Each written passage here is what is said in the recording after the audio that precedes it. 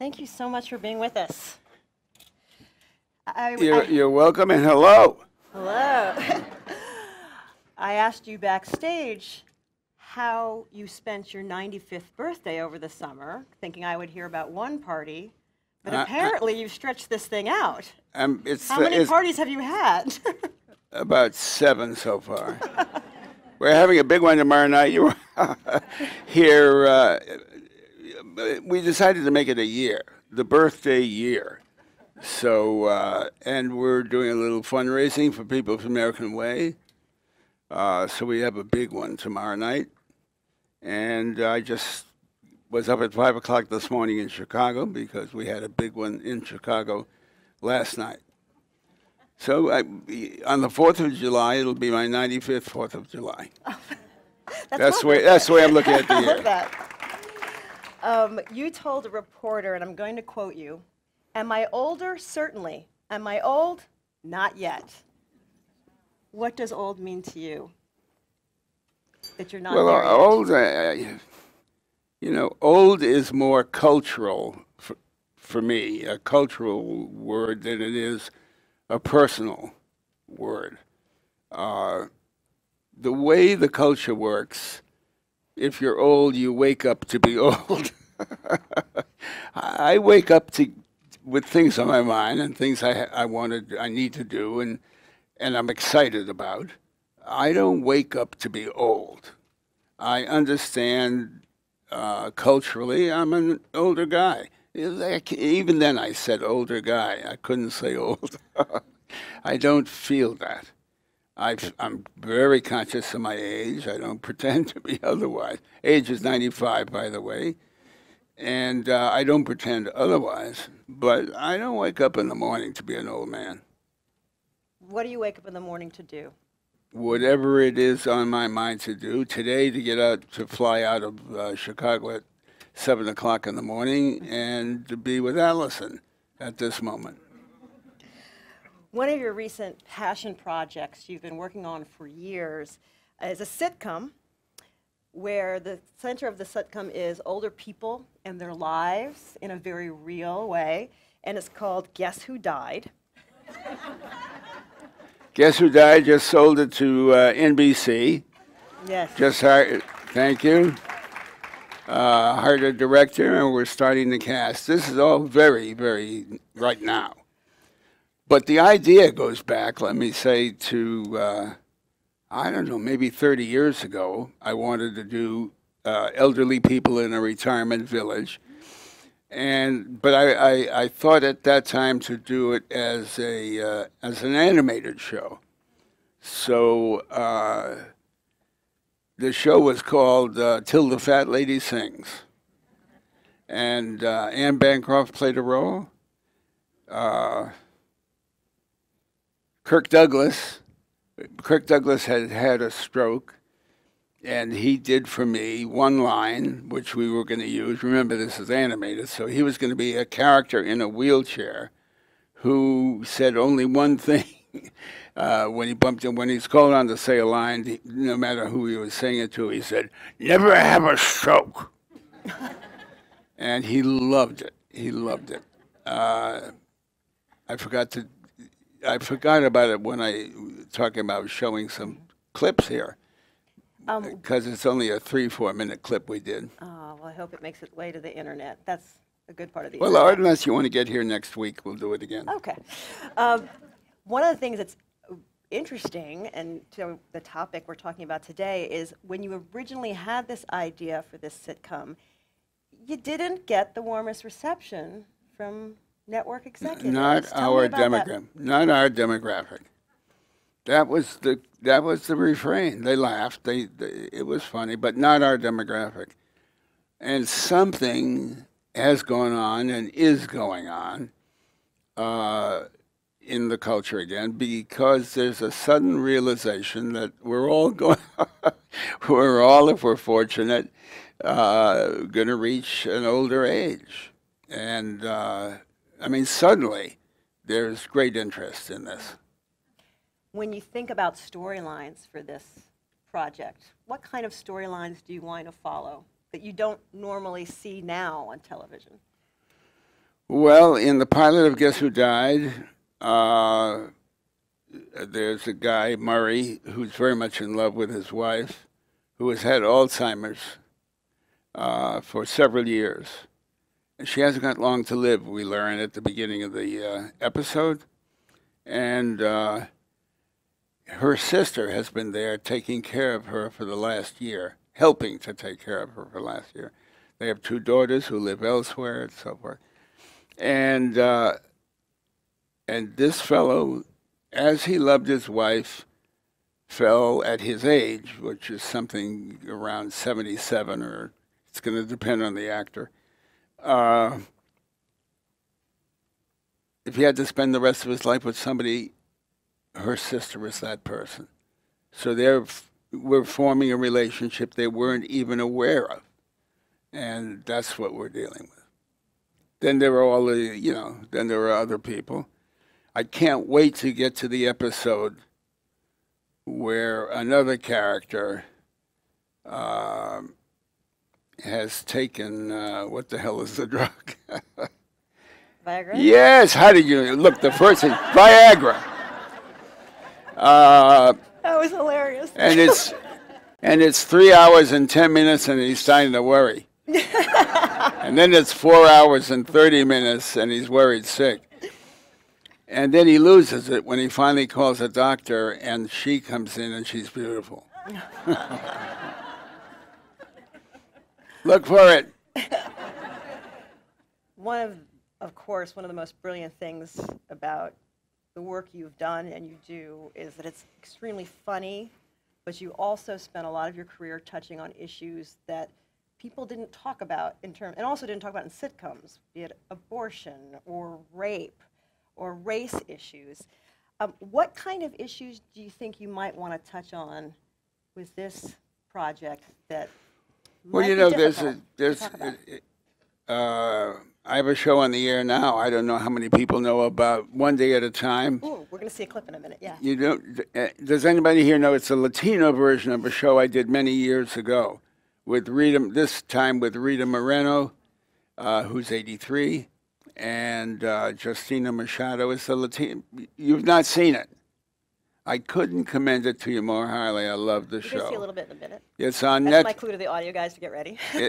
What's that? I just gave the audio guys a clue to get ready to run a clip of it, but I'm going to let you explain it. It's on Netflix, and it's a Latino version. It's, I think, the first Latin family, although I did one, again, 30-some years ago, called A.K.A. Pablo, which only lasted about 10 shows. But this one is, we just finished our 2nd season, and I'm sure we'll be picked up for a 3rd season. Why don't we take a look at the clip? Good. We should celebrate our differences. I would never trade these for that. Mommy. No, I agree with her. Everybody wants to see those. Nobody wants to see this. Okay, everybody stop gesturing. Mom, I'm not talking about old people's sexism. It's much more subtle now. Men assert their power through microaggressions and mansplaining. Oh, mansplaining. Is that like manscaping? I just learned that and I love it. No, mansplaining is It's when a man explains something to a woman. This she already knows, but he acts like he's teaching her. Does that make sense?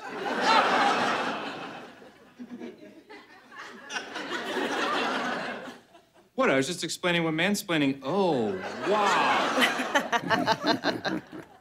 That was the new Schneider, if you remember the old show.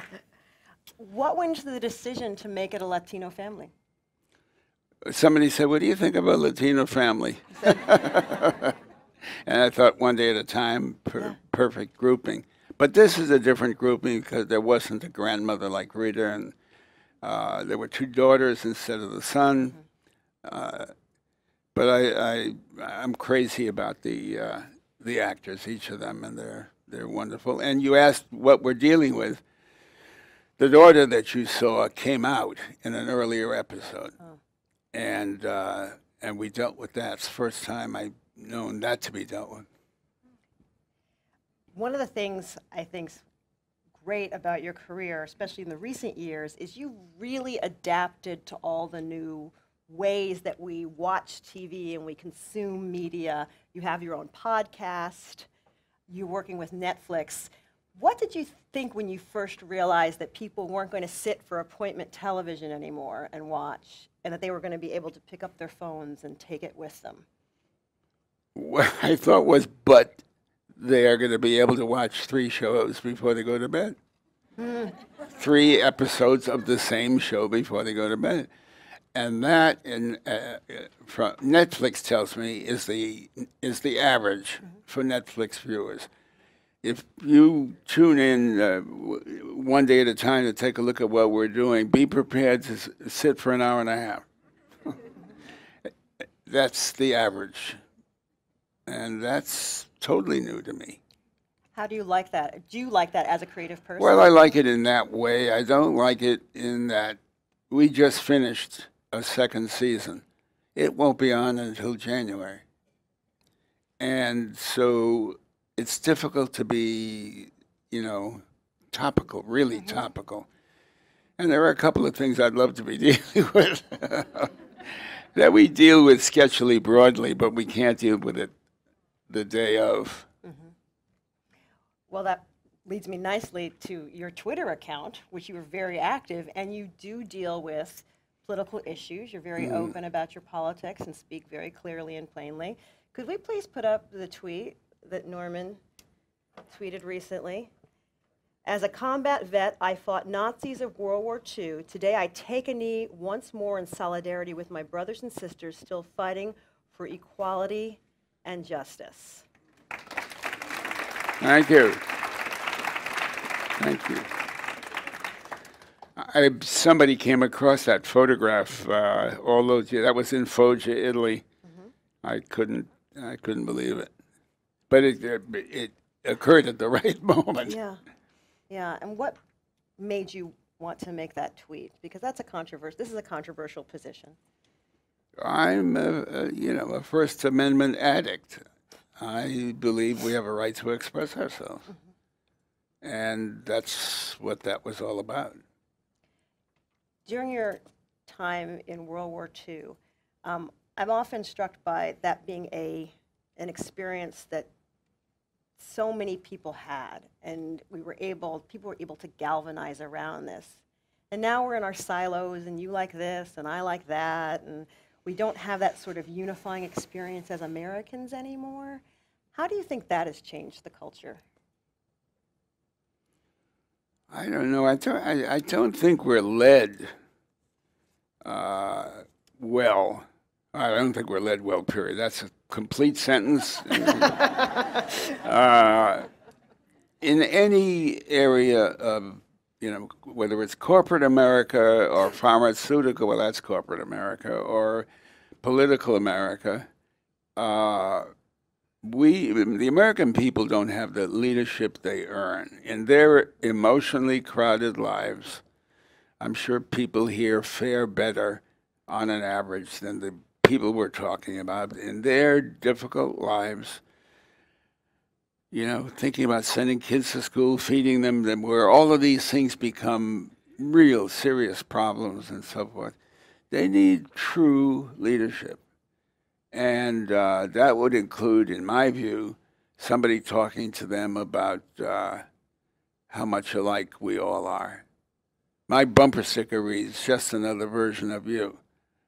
The documentary that these women did on me, which I commend to you, I love their work, they loved the bumper sticker they used, it, "Just another version of you." And that's what I think we are, versions of one another.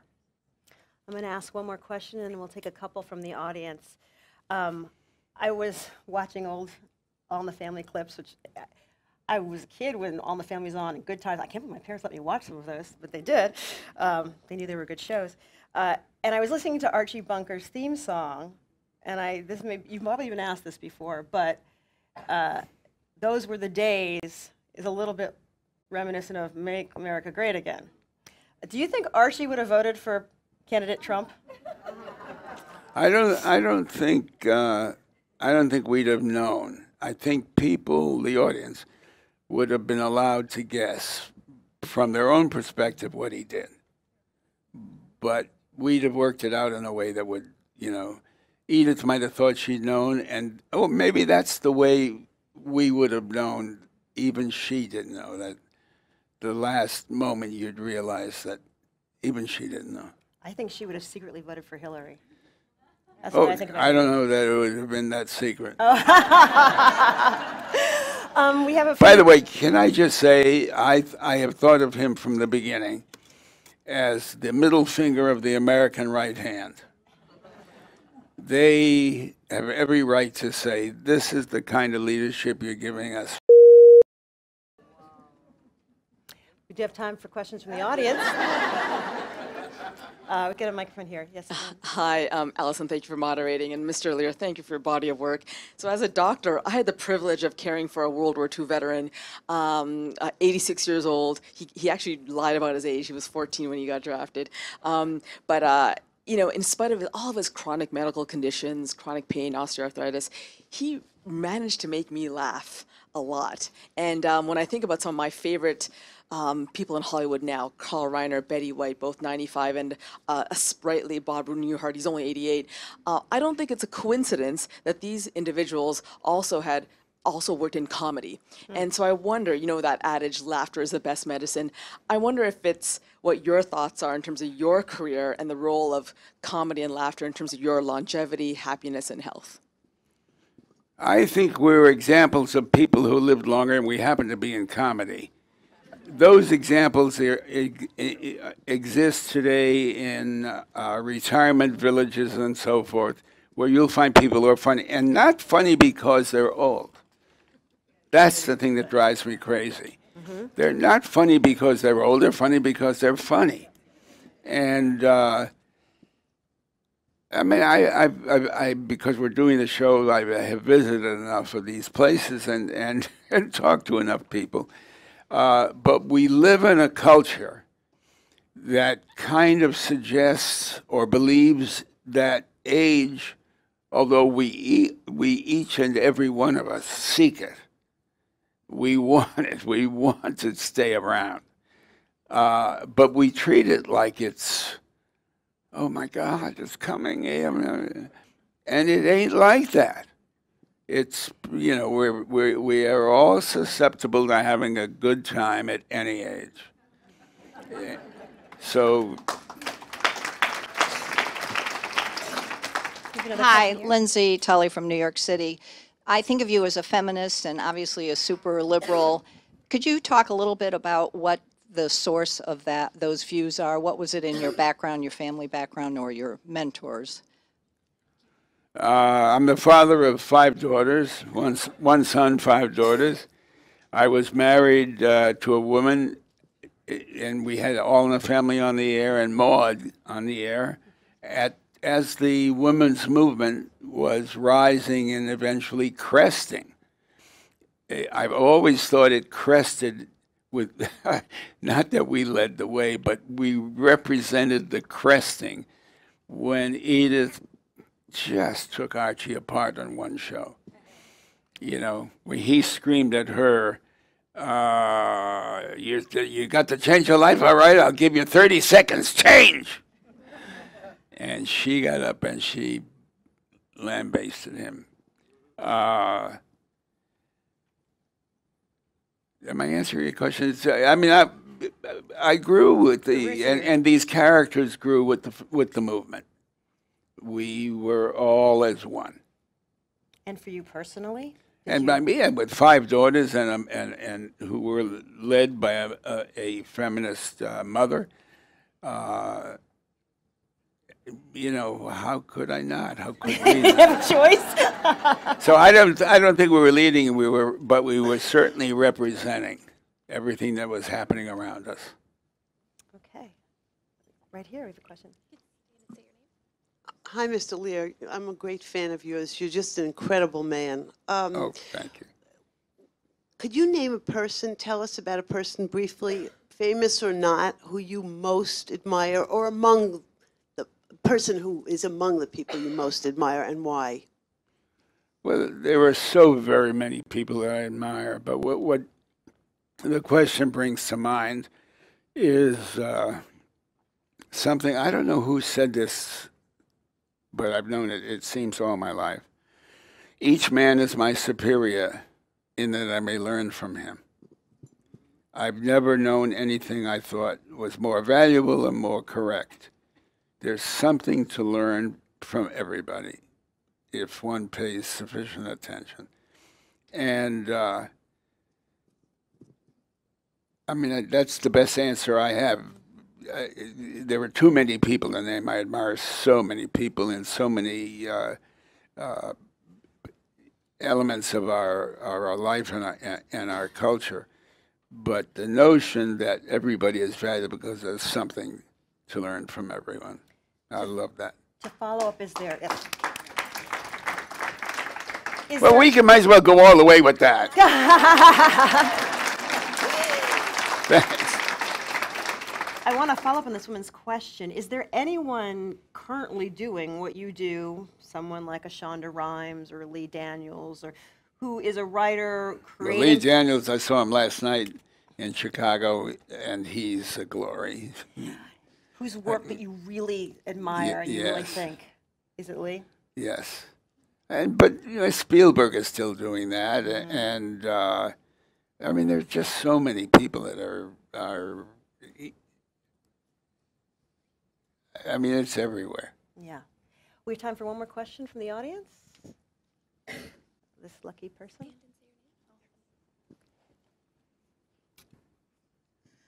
My name is Barbara, and I'm from the Caring Across Generations and the National Domestic Workers Alliance. And since we're talking about film, and I want to say that ageism, I want to say that recently I watched the documentary Care. And Fear? Care, a documentary. And it's not actors, but real people telling their stories about care and the people who take care of them. And I want to encourage people.